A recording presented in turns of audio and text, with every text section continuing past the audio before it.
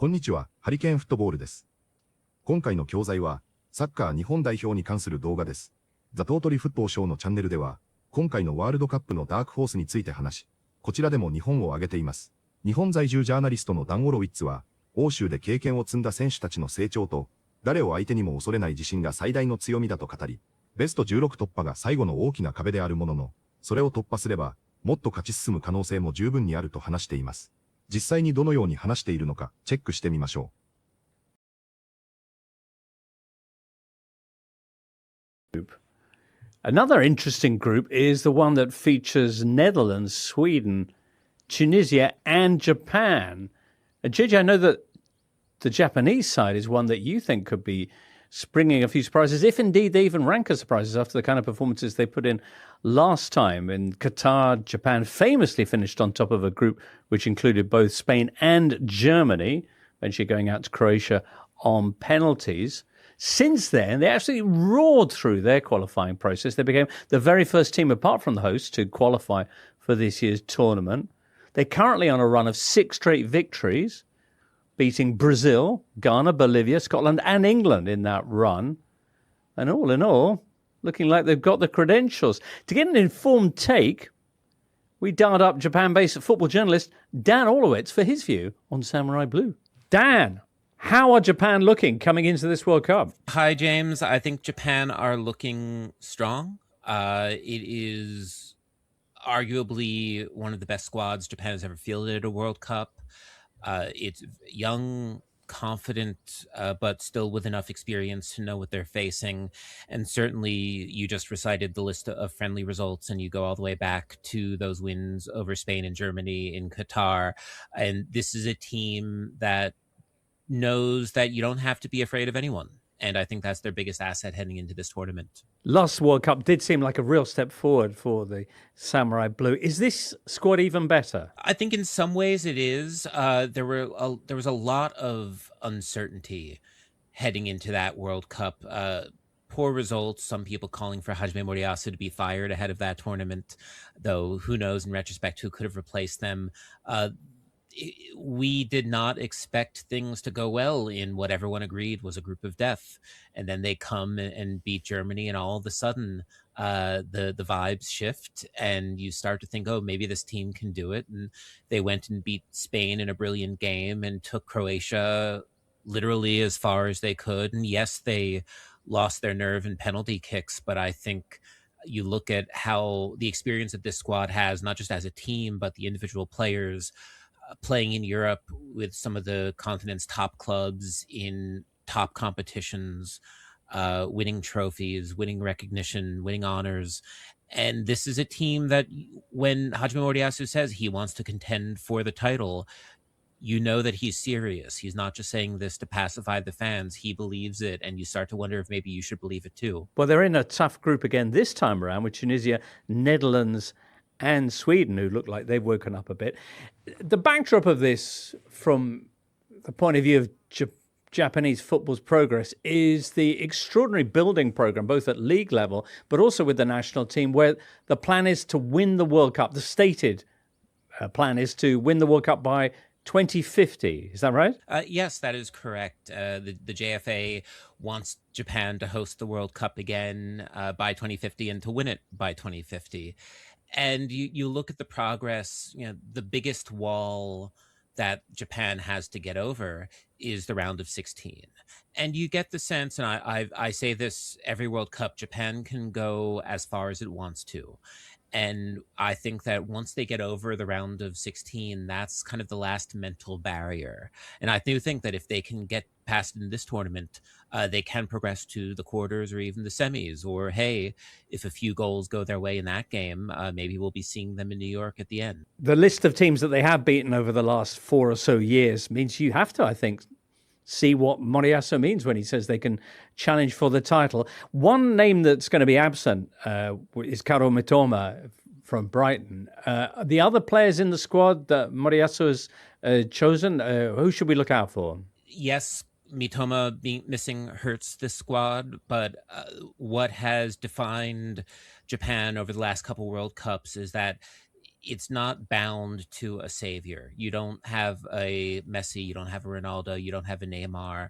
It's a question of if someone gets hurt, if someone's not in good form, who's stepping up? Who's next? And you have to look at, in the midfield core, you look at Keito Nakamura, you look at Daichi Kamada, you look at Kaishu Sano at central midfield.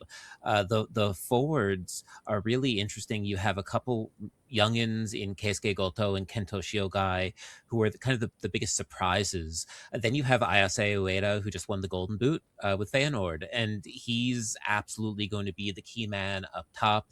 And if it's not him, it could be Daisen Maeda, who ended this campaign for Celtic on fire. So there's plenty of attacking options, and you'll have, of course, players who are at this last World Cup, like Takefusa Kubo, like Ritsu Doan, who, you know, I think Kubo was in some ways one of the biggest disappointments of Qatar, but he's had 4 more years and he's matured a lot since then, and he's going to be one of the leaders on the pitch. And I think that Japan work best when the squad is worth more than the sum of its parts, and I think we see that potential in this squad. Brilliant. Dan, thank you so much. Thank you again. Dan Orlowitz. I've watched a bit of Japan in my pre-tournament research. Okay, good. And they are one of the teams that I put initially on my dark horses list. Oh, yeah. 'Cause you got to have some horses there, you know. Who else is in that stable? Well, the ones that everyone else has got, it turns out. Right. I'm not as unique as I wanted to be. Right. But Japan, there's something about this, sounds maybe a bit stupid again, is that they play in a very modern way. So they are very good at pressing, which is what everyone does, but they do it exceptionally well. They're also very good in counterattacks, at going from back to front really quickly. So combined, they're very good at winning the ball back, and they don't really rely on individual stars, exactly what we were talking about. So there's just something about them that makes me think they will be really good. It's a different sport entirely. But I remember in the Rugby World Cup when Japan turned up, and they just took everyone by surprise as well, playing like they're really fun to watch, and they're very quick going forward. I'm not saying this; it's a similar thing, but in my mind, I feel like that's what's going to happen from rugby into the football now with this going on. Yeah, Perhaps so. Of course, they took the world of baseball by storm as well. Well, maybe all the sports are going to be Perhaps so. Very good. It's going to be interesting, isn't it? What a fantastic opportunity to see nations, cultures colliding on a sporting field in a celebration of human endeavour, etc., and so on. And cheap as well. And cheap. Yeah. I can't wait to see everyone be really happy with the prices of lager there. I've heard that's really affordable as well. Right. Well, lots of us are going to be enjoying it from the comfort of some domicile. And it's going to be an incredible spectacle, no question. Of course, the time zones are going to make it slightly challenging for many people, particularly in the United Kingdom, where the games will be taking place through the night, the wee small hours.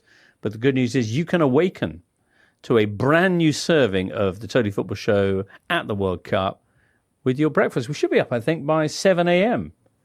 UK time. That's the plan anyway. Felipe, I'm looking forward to you joining us for that. And best of luck for all the excitements in Atlanta leading up to that. Many thanks for being with us today on the show. My pleasure. I can't wait. Hey, just so you know, you can still buy a $2.50 hot dog and beer at Atlanta Stadium, the most affordable stadium at the World Cup. Yes, indeed. Wow. I want to go to there. Head out there, JJ. It's not too late. Yeah. JJ, thank you for being with us today. Thanks for having me, Jimbo. And thanks for providing the soundtrack to our summer. Colin, lovely to see you. If you've enjoyed Colin today, look out for the final of the Intertotally Cup, our grand quizathon, which Colin is featuring in. Wish him luck, everybody. Sharp intake of breath. Yeah. Yes. Yeah. Anyway, that should be out with you, I think, this Saturday. World Cup begins on the Thursday. We'll be with you throughout. Many thanks for joining us today, and to producer Charlie and producer Jay. For now, from all of us here, it's goodbye. 次は解説です。今回はネイティブらしい表現も多かったですが、いくつかピックアップして解説していますので、本日の解説をチェックしてみましょう。He's not just saying this to pacify the fans. パシファイは、なだめる、落ち着かせるという意味の動詞です。怒っている人や不満を持っている人を、何かを言ったり行動したりして落ち着かせるときに使います。今回の動画では、森保監督が、優勝を狙うと言っているのは、ファンをなだめるための建前ではなく、本気でそう信じているという意味で使われています。ビジネスでは顧客の不満を落ち着かせるときにも使われます。少し固めの単語ですが、ニュースやスポーツ解説では時々登場します。Yes, he's not just saying this to pacify the fans. Yes, he's not just saying this to pacify the fans. The backdrop of this バックドロップは背景や背景事情を意味する単語です。もともとは劇場の舞台の後ろにある背景幕を指していましたが、現在では出来事の背景となる状況や要因を表すことが多くなっています。今回の動画では、日本サッカーの成長の背景にある長期的な強化計画について話しています。ちなみに、日本語で言うプロレス技のバックドロップは、英語では通常バックドロップではなく、バックサプラプスと言います。the backdrop of this It's not bound to a savior. be bound to は、きっと何々するという意味で使われることが多い表現ですが、何かに縛られている、何かに依存しているという意味でも使われます。今回の動画では、日本代表は一人の救世主に頼るチームではないという意味で使われています。メッシやロナウドのような絶対的スターがいなくても、チーム全体で戦えるという評価です。元々の語源は bind、縛るで、be bound は縛られた状態を表します。スポーツだけでなく、ビジネスでは契約や規則に拘束されるという意味でもよく使われます。It's not bound to a savior. It's not bound to a savior. You have a couple youngins in Keisuke Goto and Kento Shiogai. ヤンガンスはヤンワンスを短くしたカジュアルな表現で、若者たちや若手選手たちという意味です。特にイギリスのスポーツ番組や日常会話でよく使われます。今回の動画では、後藤圭介選手と塩貝健人選手を指して、若手の有望株という意味で使われています。フォーマルな場面ではあまり使われませんが、ネイティブ同士の会話では親しみを込めてよく使われます。サッカーのポッドキャストや解説動画を見ていると時々登場する表現です。You have a couple youngins in Keisuke Goto and Kento Shiogai. You have a couple youngins in Keisuke Goto and Kento Shiogai. who else is in that stable? ステーブルは安定したという意味では多くの人が知っている単語ですが、厩舎や馬小屋という意味もあります。今回の動画では、出演者が日本代表をダークホース候補に挙げた流れから、競馬に関連したジョークとして使われています。動画内の Who else is in that stable は、直訳すると、その馬小屋には他に誰がいるのという意味です。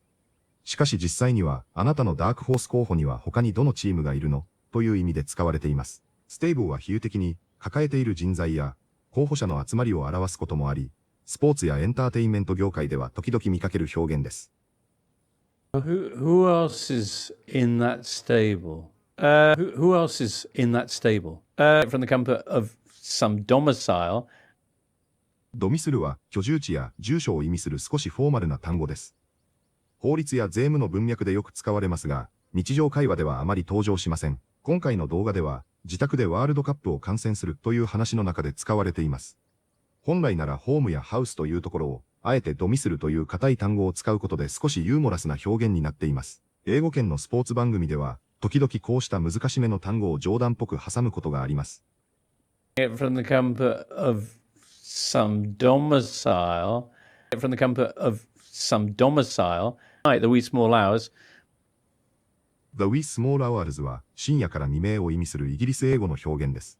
特に午前1時から4時頃の人々が寝静まっている時間帯を指します。wee はスコットランド英語で小さいという意味で直訳すると小さな時間帯となります。今回の動画ではワールドカップの試合が夜通し行われ、イギリスでは未明の時間帯に観戦することになるという文脈で使われています。少し古風で詩的な響きがあり、ニュースやスポーツ番組でも時々登場します。トイックではほとんど見かけませんが、イギリス英語に触れていると出会うことのある表現です。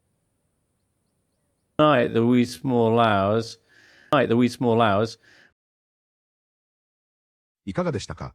日本は戦術的にも現代的なプレッシングを高いレベルで行い、カウンターアタックとチーム力の高さが日本の強みだと評価していました。この動画でも攻撃面では南野拓実と三笘薫の不在により、やはり久保建英にかかる期待が大きくなっていることがわかりますが、確かに勝ち進んでいくのを想像すれば、久保建英が相当に活躍しているように想像しますし、そうでなければ勝ち進めない可能性もあることも感じます。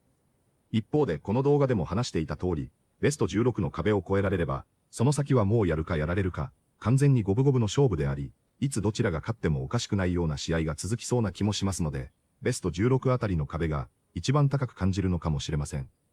どの動画でも同じようなことを話している気もしますが、日本に対する期待が皆同じようなレベルにあるということだと思いますので、この高い期待に応えられる侍ジャパンを楽しみにしたいと思います。本日もご視聴いただきありがとうございました。またすぐにお会いしましょう。